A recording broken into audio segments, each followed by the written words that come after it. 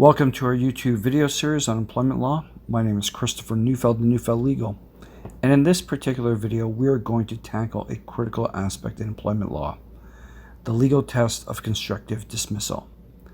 For purposes of understanding this important legal test, we will look at the constructive dismissal test established by the Supreme Court of Canada in Potter v. New Brunswick Legal Aid Commission. We will begin with a brief summary of the Potter test, as put forth by the Ontario Court of Appeals in Brake v. PG M2R Restaurant Inc. and affirmed in other provincial courts such as Alberta Court of Queen's Bench and Constructive v. Paramount Resources Limited, which stated that, quote, "The test that Potter establishes for constructive dismissal consists of two branches. Satisfaction of either branch is sufficient for a finding of constructive dismissal." The first branch of the Potter test has two steps. First, the court must determine objectively whether a breach has occurred. To do so, the court must ascertain whether the employer has unilaterally changed the contract. If an express or implied term gives the employer the authority to make the change, or if the employee consents or acquiesces in it, the change is not a unilateral act and will not constitute a breach. To qualify as a breach, the change must be detrimental to the employee. Second, once it has been objectively established that a breach occurred, the court must ask whether a reasonable person in the same situation as the employee would have felt that the essential terms of the employment contract were being substantially changed. The second branch of the Potter test necessarily requires a different approach. On this branch, constructive dismissal consists of conduct that, when viewed in light of all the circumstances, would lead a reasonable person to conclude that the employer no longer intended to be bound by the terms of the contract. End quote.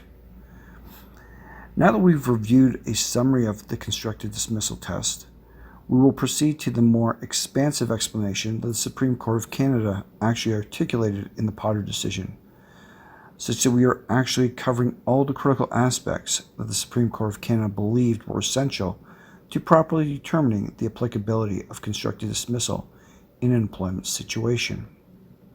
Quote, "When an employer's conduct evinces an intention to no longer to be bound by the employment contract, the employee has a choice of either accepting that conduct or changes made by the employer, or treating the conduct or changes as a repudiation of the contract by the employer and suing for wrongful dismissal.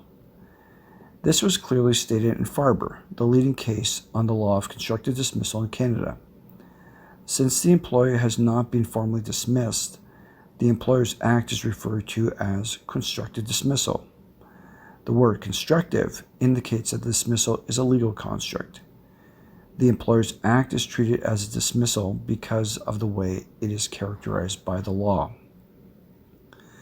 The burden rests on the employee to establish that he or she has been constructively dismissed.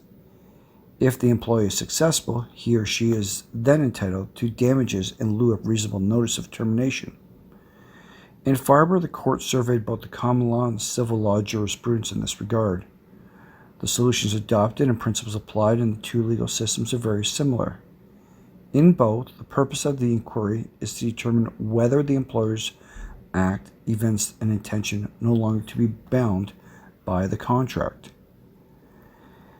Given that employment contracts are dynamic in comparison with commercial contracts, courts have properly taken a flexible approach in determining whether the employer's conduct evinced an intention no longer to be bound by the contract. There are two branches of the test that have emerged. Most often, the court must first identify an express or implied contract term that has been breached, and then determine whether that breach was sufficiently serious to constitute constructive dismissal. Typically, the breach in question involves changes to the employee's compensation, work assignments, or place of work that are both unilateral and substantial. In the words of Justice McCarty in Rubel-Brons, the question is ever one of degree. However, an employer's conduct will also constitute constructive dismissal if it more generally shows that the employer intended not to be bound by the contract. In applying Farber, courts have held that an employee can be found to have been constructively dismissed without identifying a specific term that was breached if the employer's treatment of the employee made continued employment intolerable. This approach is necessarily retrospective, as it requires consideration of the cumulative effect of past acts by the employer and the determination of whether those acts evince an intention no longer to be bound by the contract.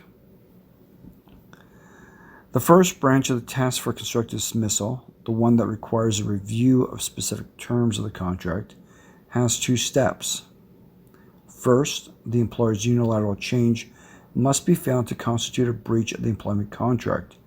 And second, if it does constitute such a breach, it must be found to substantially alter an essential term of the contract. Often the first step of the test will require little analysis, as a breach will be obvious. Where the breach is less obvious, however, as is often the case with suspensions, a more careful analysis may be required. In Farber, Justice Gonche identified such a change as a fundamental breach. The term fundamental breach has taken on a specific meaning in the context of exclusionary or exculpatory clauses. To avoid confusion, I will therefore use the term substantial breach to refer to breaches of this nature.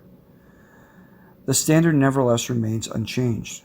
A finding of constructive dismissal requires that the employer's acts and conduct evince an intention no longer to be bound by the contract.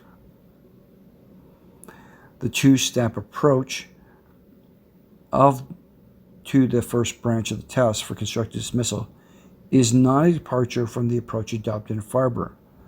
Rather, the situation in Farber was one in which the identification of a breach required only a cursory analysis. The emphasis in Farber was on the second step of this branch, as the evidentiary foundation for the perceived magnitude of the breach was a key issue in that case. However, the identification of a unilateral act that amounted to a breach of the contract was implicit in the court's reasoning. In many cases, this will be sufficient. The case at bar, however, is one in which the claim can be properly resolved only after both steps of the analysis have been completed. At the first step of the analysis, the court must determine objectively whether a breach has occurred. To do so, it must ascertain whether the employer has unilaterally changed the contract. If an express or an implied term gives the employer the authority to make the change, or if the employer consents to or acquiesces in it, the change is not a unilateral act, and therefore will not constitute a breach. If so, it does not amount to constructive dismissal. Moreover, to qualify as a breach, the change must be detrimental to the employee. The first step of the analysis involves a distinct inquiry from the one that must be carried out to determine whether the breach is substantial, although the two have often been conflated by the courts in the constructive dismissal context. Justice Gonche conducted this inquiry in Farber, in which an employee had been offered a new position that was found to constitute a demotion. He stated that, quote, "The issue of whether there has been a demotion must be determined objectively by comparing the positions in question and their attributes," unquote.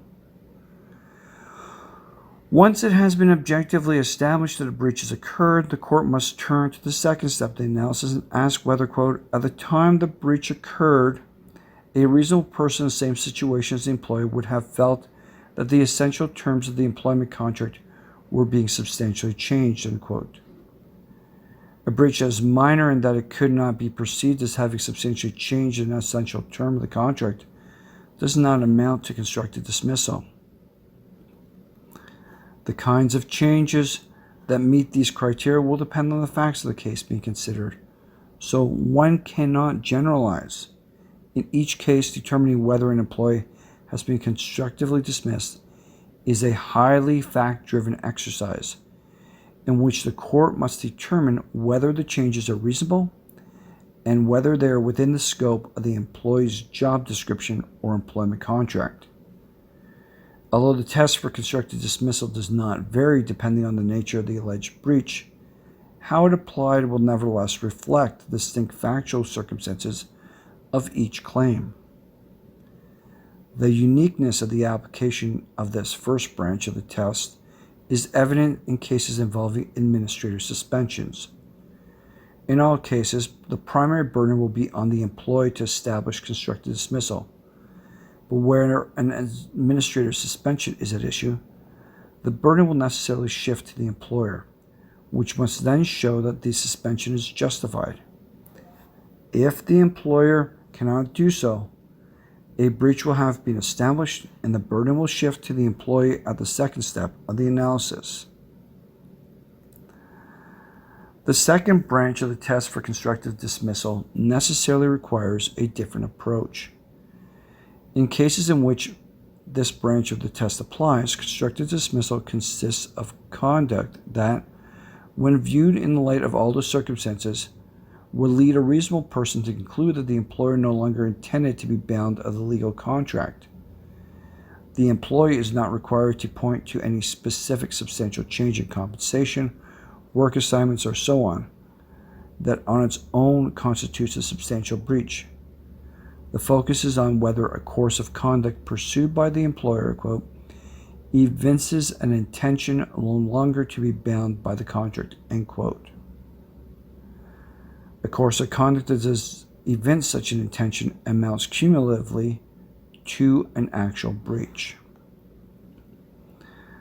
Justice Gonche said the following in this regard in Farber.